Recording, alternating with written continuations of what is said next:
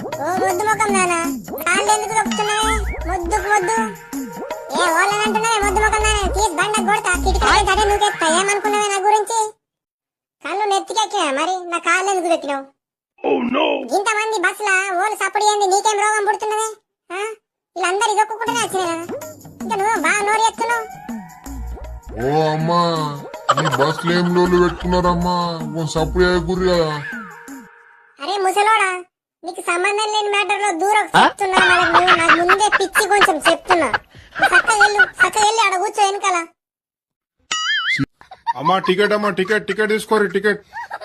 ఏ మాకద్దు via మాకద్దు. అమ్మా నేను ticket తీసుకోమని చెప్తున్నా, నేను సామాను అమ్మేందుకు రాలేను.